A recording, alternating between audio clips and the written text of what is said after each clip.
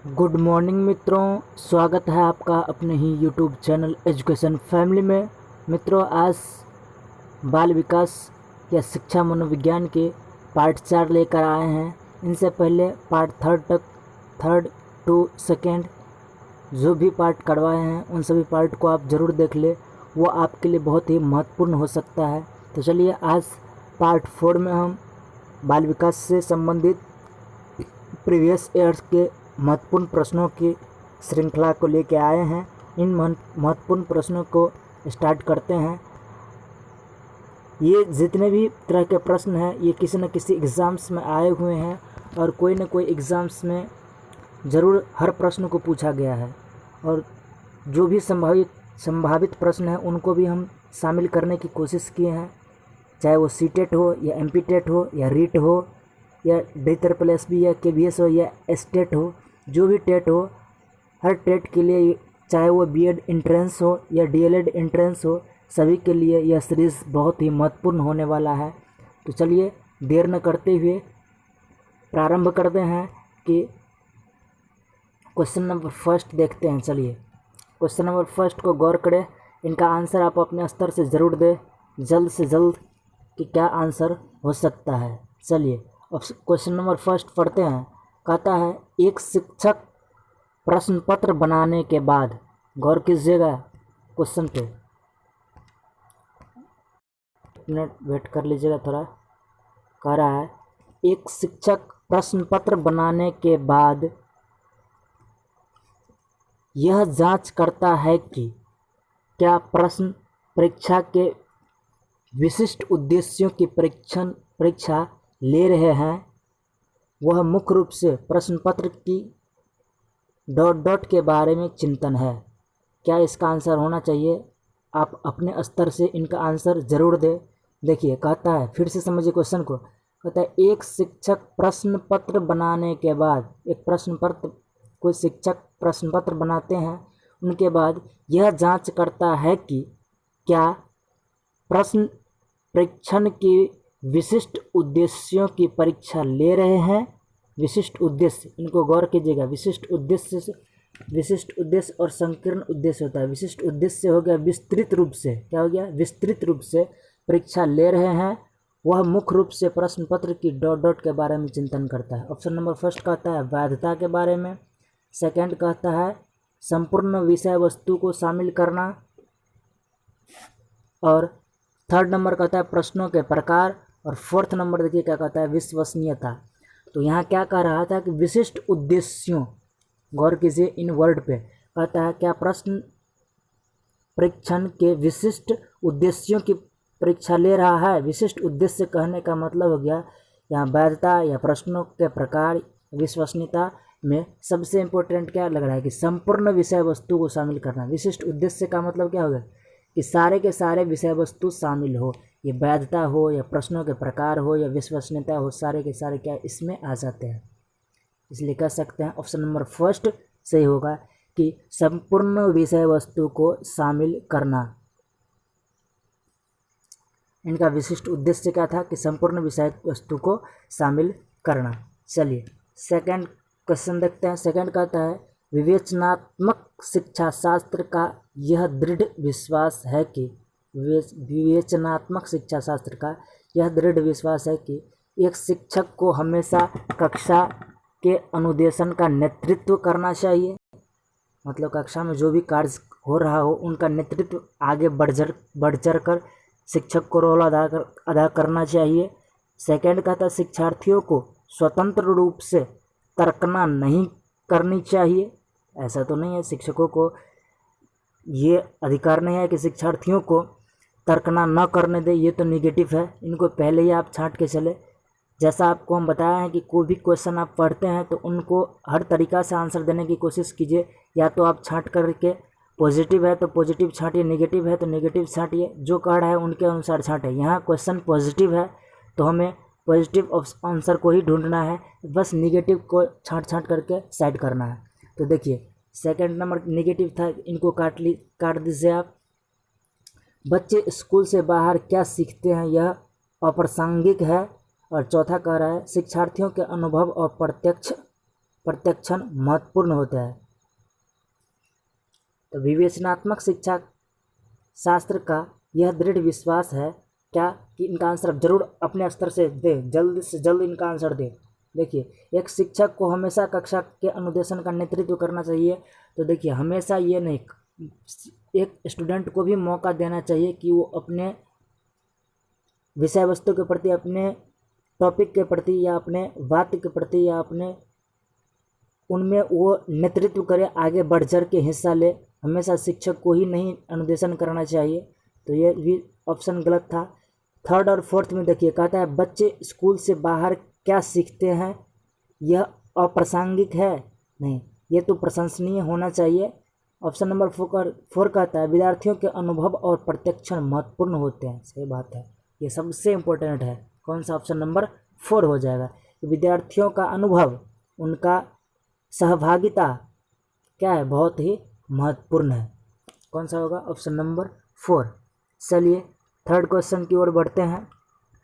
Question number 3 क्या कहता है, चलिए गौर से पढ़िए इनको। कहता है विद्यालय आधारित आकलन मुख्य रूप से किस सिद्धांत पर आधारित होता है? विद्यालय आधारित आकलन जो होता है यह किस पर आधारित होता है? मुख्य रूप से किस पर आधारित होता है? आकलन बहुत किफ़ायती या मितव्ययी होना चाहिए। किफ़ायती का मतलब होता है महंगा, ऐसा तो नहीं है। आकलन महंगा या किफ़ायती, इनसे तो कोई महंगा से तो कोई लेन देन है ही नहीं। इसका मतलब फर्स्ट नंबर ऑप्शन क्या है? गलत है। बाह्य परीक्षकों की अपेक्षा शिक्षक अपने शिक्षार्थियों की क्षमताओं को बेहतर जानते हैं। सही बात है, ये तो ठीक ठाक पॉइंट है। सेकंड, ये थर्ड पॉइंट देखिए, किसी भी कीमत पर विद्यार्थी को अच्छे ग्रेड मिलने चाहिए। ऐसा नहीं है, ग्रेड के लिए तो कोई बात ही नहीं करता है। विद्यालय बाह्य परीक्षा निकायों की अपेक्षा ज़्यादा सक्षम है। ये भी थोड़ा पॉइंट अच्छा है, लेकिन हम कह सकते हैं जब फर्स्ट पॉइंट निगेटिव है, थर्ड पॉइंट नेगेटिव है, तो 4 और सेकंड में सबसे अच्छा पॉइंट कौन लग रहा है? ऑप्शन नंबर सेकंड, कि बाह्य परीक्षकों की अपेक्षा शिक्षक अपने शिक्षार्थियों की क्षमताओं को बेहतर जानते हैं। तो कौन सा हो जाएगा? Option number second.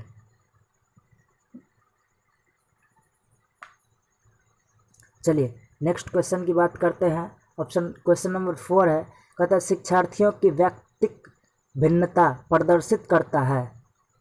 शिक्षार्थी व्यक्तिक भिन्नता प्रदर्शित करता है, अतः शिक्षक को जब भी विद्यार्थी व्यक्तिक भिन्नता प्रदर्शित करे तो शिक्षक को क्या करना चाहिए? देखिए, पहला कहता है अधिगम की एक समान गति पर बल देना चाहिए। ये तो पॉइंट ठीक है।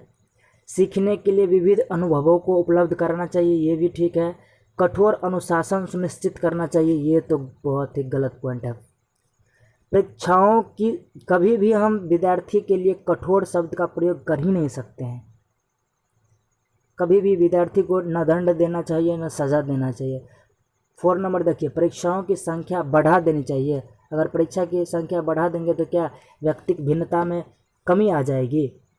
अगर भेदभाव करता है विद्यार्थी, एक दूसरे से अलग अलग रहता है, कहता है किसी को किसी आधार पर अलग कर देता है, व्यक्तिक अर्थात किसी न किसी रूप से भिन्नता प्रकट करता है।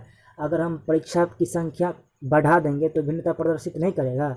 ये तो गलत पॉइंट है। तो थर्ड और फोर्थ वैसे ही गलत हो गया। फर्स्ट और सेकंड में देखिए, कहता है फर्स्ट अधिगम की एक समान गति पर बल देना चाहिए। ये भी ठीक है, लेकिन उससे भी अच्छा पॉइंट कौन सा है? सेकंड नंबर, कि सीखने के लिए विविध अनुभवों को उपलब्ध करना चाहिए। विविध अनुभव अर्थात जिस प्रकार के विद्यार्थियों को, जिस विद्यार्थी को जिन चीज़ों की आवश्यकता हो, जो भी विद्यार्थी जिन विद्यार्थियों की जिन चीज़ों की आवश्यकता हो उनको पूरा करने की कोशिश करेंगे।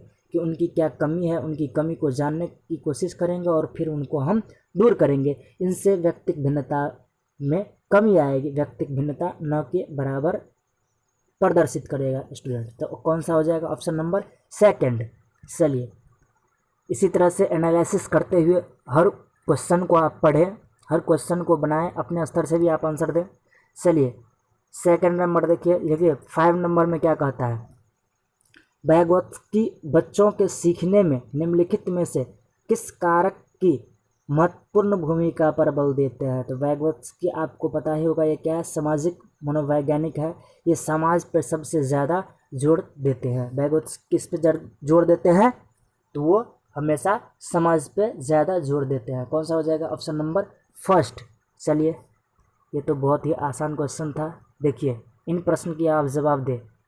आशा करते हैं आप इनका आंसर ज़रूर देंगे। 6 नंबर देखिए, कहता है एक शिक्षिका अपने शिक्षार्थियों की भिन्न अधिगम शैलियों को, क्या कहते हैं, एक शिक्षिका अपने शिक्षार्थियों की विभिन्न अधिगम शैलियों को संतुष्ट करने के लिए, अर्थात सीखने के जितने भी उनमें कौशल है उनको संतुष्ट करने के लिए वैविध्यपूर्ण कार्यों का उपयोग करती है। मतलब अलग अलग कार्यों का उपयोग करती है। वह डॉट डॉट से प्रभावित है। किससे प्रभावित है? ऑप्शन नंबर फर्स्ट, पियाजे के संज्ञानात्मक विकास के सिद्धांत से, कोहलबर्ग के नैतिक विकास के सिद्धांत से, गार्डनर के बहुबुद्धि सिद्धांत से, या वैगोत्स्की के सामाजिक सांस्कृतिक सिद्धांत से। यहाँ क्या कह रहा है कि वैविध्यपूर्ण क्या, विभिन्न प्रकार के कार्यों, अर्थात कह सकते हैं यहाँ कि कौन सा हो जाए? ऑप्शन नंबर सेकंड, कि गार्डनर के बहुबुद्धि सिद्धांत में कहा गया है कि विभिन्न प्रकार के अलग अलग प्रकार के बुद्धियों का प्रयोग करके हम अलग अलग प्रकार के कार्यों को सॉल्व करते हैं। इस स्तर से ऑप्शन नंबर थर्ड यहाँ सही हो जाएगा। चलिए नेक्स्ट क्वेश्चन देखते हैं। क्वेश्चन नंबर 7, इनका आंसर आप जल्द से जल्द जरूर दे। कहता है एक शिक्षिका अपने आप से कभी भी प्रश्नों के उत्तर नहीं देती। वह अपने शिक्षार्थियों को उत्तर देने के लिए समूह चर्चाएं और सहयोगात्मक अधिगम अपनाने के लिए प्रोत्साहित करती है। यह उपागम डॉट डॉट के सिद्धांत पर आधारित है। कह रहा है कि एक शिक्षिका है क्लास में जो भी आंसर में समस्या हो तो वो उन समस्या को स्टूडेंट से ही सॉल्व करवाती है। कभी भी अपना मत नहीं रखती है, अपना आंसर नहीं देती है। जब भी कार्य हो तो बच्चों को ही प्रोत्साहित करते हैं, कहते हैं कि आप टोली बना के बैठो या किसी से पूछो, किसी मित्र से पूछो या समूह चर्चा करके इन प्रश्न को हल करो। वो कभी भी खुद हल नहीं करती है। कहता है यह उपागम डॉट डॉट के सिद्धांत पर बल देता है। यह किस सिद्धांत पर बल देता है? सक्रिय भागीदारिता पर। सेकंड कहता है अनुदेशनात्मक सामग्री के उचित संगठन पर। अच्छा उदाहरण प्रस्तुत करना और भूमिका प्रतिरूपण बनाना। सीखने की 4 नंबर है सीखने की तत्परता पर। किस पे बल देता है? जरूर इनका आंसर दे आप। आशा करते हैं आप सही आंसर देंगे।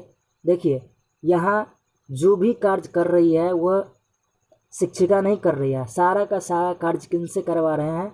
तो वह शिक्षार्थी से करवा रही है। अर्थात ये चाहती है कि शिक्षार्थी उनमें खुलकर भागीदारिता ले और विद्यार्थी सक्रिय रहे, सृजनात्मक सोच वाले बने, तर्क शक्ति उनकी बढ़े। अर्थात सक्रिय भागीदारिता उनकी होनी चाहिए। कौन सा हो जाएगा? ऑप्शन नंबर फर्स्ट, सक्रिय भागीदारिता। विद्यार्थियों की भागीदारिता अधिक चाहती है। चलिए नेक्स्ट क्वेश्चन की ओर बढ़ते हैं। क्वेश्चन नंबर 8 क्या कहता है कि निम्नलिखित में से कौन सा शिक्षक के से संबंधित अधिगम को प्रभावित करने वाले कारक है? शिक्षक से संबंधित अधिगम को प्रभावित करने वाले कारक। फर्स्ट है विषय वस्तु में प्रवीणता, बैठने की उचित व्यवस्था, शिक्षण अधिगम संसाधनों की उपलब्धता, विषय वस्तु या अधिगम अनुभवों की प्रकृति। अर्थात फिर से पढ़िए क्वेश्चन को। निम्नलिखित में से कौन सा शिक्षक से संबंधित अधिगम को प्रभावित करने वाले कारक? विषय वस्तु में प्रवीणता। शिक्षक को तो अपनी विषय वस्तु में प्रवीण होना ही चाहिए, कुशल होना ही चाहिए। बैठने की उचित व्यवस्था, ये कोई ज़्यादा मैटर नहीं करता है कि बैठने की उचित व्यवस्था। शिक्षण अधिगम संसाधनों की उपलब्धता, ये तो होना चाहिए। थोड़ा थोड़ा ये पॉइंट लग रहा है, इनको घेर कर रखे। विषय वस्तु या अधिगम अनुभवों की प्रकृति, ये तो होता ही है शिक्षक के पास। आपको देखिए ऑप्शन नंबर 4 वैसे छांट दीजिए, सेकंड भी छट गया। कौन सा रह गया? फर्स्ट और थर्ड। फर्स्ट और थर्ड में सबसे अच्छा कौन लग रहा है कि विषय वस्तु में प्रवीणता और शिक्षण अधिगम साधनों की उपलब्धता। तो ऑप्शन नंबर फर्स्ट यहाँ हो जाएगा, क्योंकि एक शिक्षक को अपने विषय वस्तु में कुशल रहना बहुत ही लाभदायक हो, बहुत ही महत्वपूर्ण है। क्योंकि जब तक वो अपने विषय वस्तु में दक्ष नहीं रहेंगे, प्रवीण नहीं रहेंगे, कुशल नहीं रहेंगे, तब तक वह किसी अन्य शिक्षार्थी को अच्छी तरीक़ा से समझा नहीं पाएंगे, पढ़ा नहीं पाएंगे। कौन सा हो जाएगा? Option number first. चलिए नेक्स्ट है राज्य स्तर की एक एकल गायन प्रतियोगिता के लिए, राज्य स्तर की एक एकल गायन प्रतियोगिता का आयोजन हुआ, जिनके लिए विद्यार्थियों को तैयार करते समय एक विद्यालय लड़कियों को वरीयता देता है, यह दर्शाता है। देखिए इन एकल गायन के लिए लड़कियों को क्या करती है, वरीयता दे देती है, अर्थात उनको साइड कर देती है, उनमें लड़की को भाग नहीं लेने देती है। कि ये वरीयता क्या दर्शाता है, लैंगिक पूर्वाग्रह, वैश्विक प्रवृत्तियाँ, प्रयोजनात्मक उपागम या प्रगतिशील चिंतन। तो ये लैंगिक पूर्वाग्रह को दर्शाता है, अर्थात ये रूढ़िबद्ध धारणा को, लैंगिक अर्थात पूर्व की चली हुई धारणाओं पे चल रहा है, पूर्व की धारणाओं को, पूर्व की बातों को मानता है कि लड़कियां पर्दे की चीज़ होती है, घर के बाहर की चीज़ नहीं होती है, या घर से बाहर नहीं जा सकती है, या लड़कियां इन एकल गायन के लिए अच्छा नहीं है या वो नहीं कर सकती है। कौन सा हो जाएगा, लैंगिक पूर्वाग्रह। चलिए नेक्स्ट क्वेश्चन है, चलिए आशा करते हैं इनका आंसर आप अच्छा से दे पाए होंगे।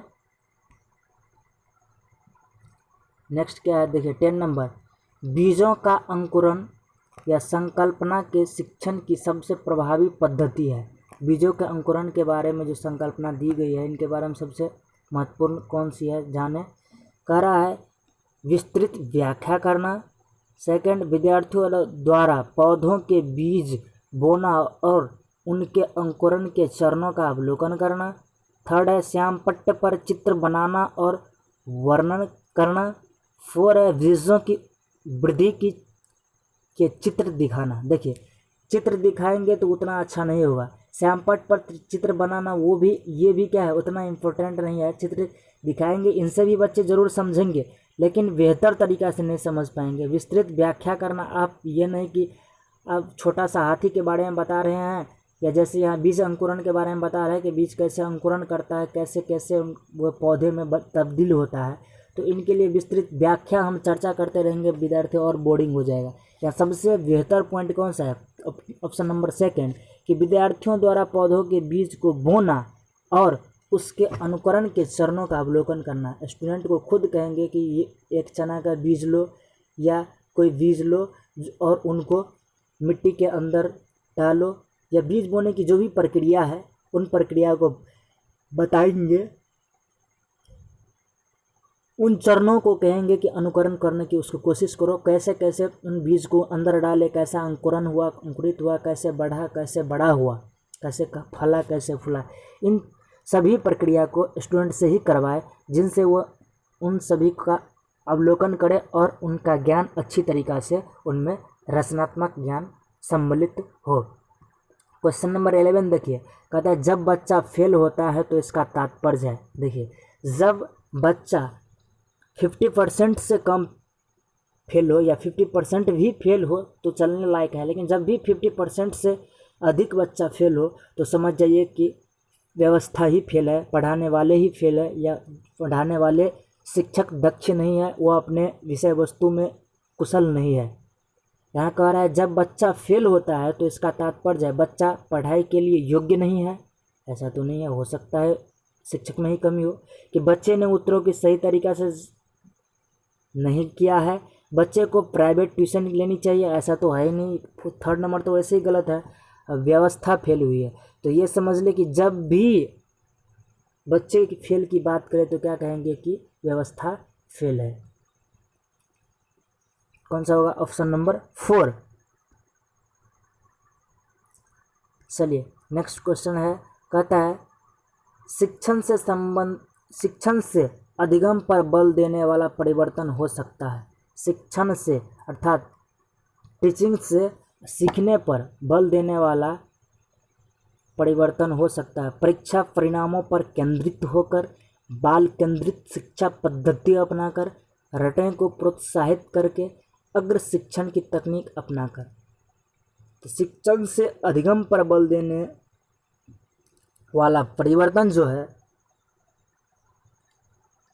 ये कौन सा हो जाएगा, बाल केंद्रित शिक्षा पद्धति अपनाकर। शिक्षण से अधिगम पर बल देने के लिए हमें बाल केंद्रित शिक्षण पद्धति को अपनाना होगा। बालक को केंद्र मान के चले, बालक की क्या आवश्यकता है, उनकी क्या कमी है और क्या कैसे उपचार किया जाना चाहिए। जब तक हम बालक की कमियों को नहीं जानेंगे, जब तक बालक की केंद्र की ओर नहीं अग्रसर होंगे, अर्थात बालक की एक एक कमी को नहीं जानेंगे, तब तक हम शिक्षण अधिगम नहीं करवा सकेंगे। कौन सा होगा? Option number second.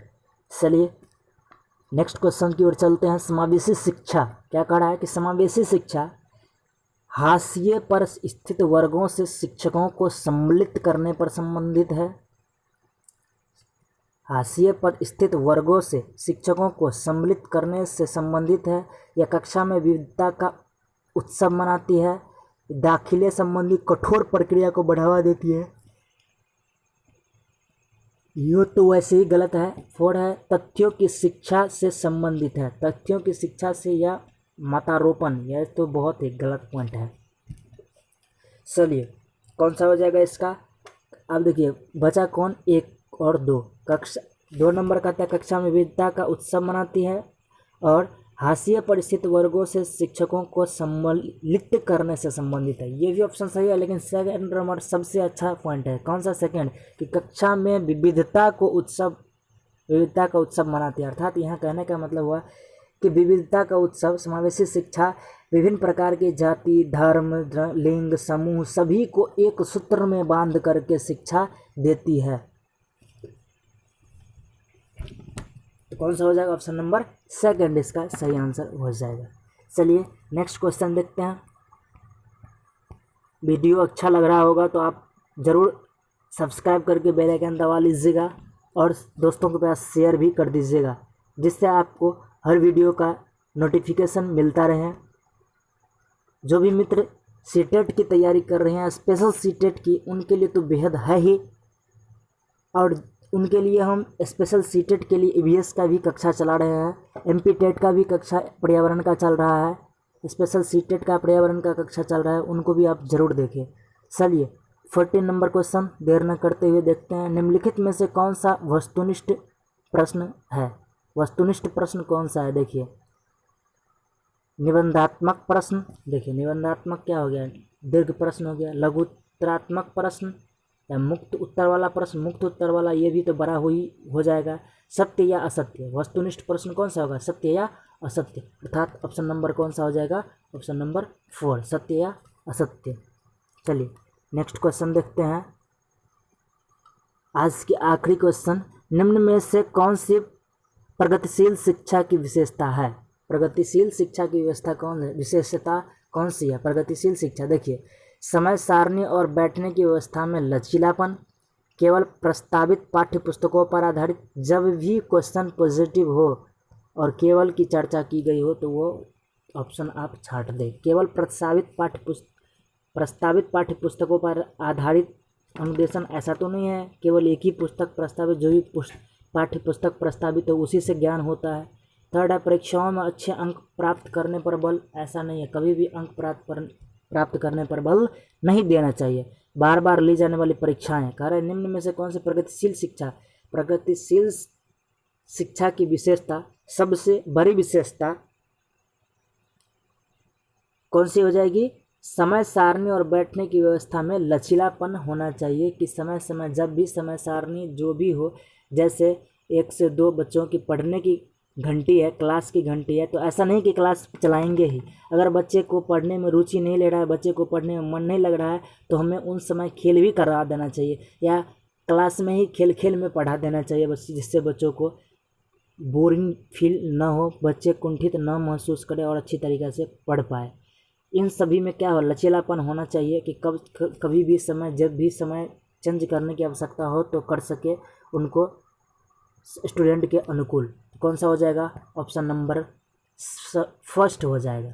चलिए मित्रों, आशा करते हैं कि वीडियो आपको अच्छा लगा होगा। अच्छा लगा हो तो लाइक सब्सक्राइब तो करिएगा ही, लेकिन दोस्तों के पास सिर्फ और सिर्फ कम से कम आप 4 से 5 ग्रुप में ज़रूर शेयर कर दीजिएगा। अगर आप मेरे चैनल को सब्सक्राइब करते हैं तो हमें बहुत ही अच्छा लगता है। मैं मोटिवेट होता हूँ और मैं जब मोटिवेट होता हूँ तो मुझे खुशी होती है और आपके लिए अच्छी से अच्छी वीडियो बनाने की कोशिश करते हैं। तो मुझे मोटिवेट ज़रूर करें। चलिए मिलते हैं नेक्स्ट वीडियो में, आज के लिए लेते हैं, धन्यवाद, थैंक यू।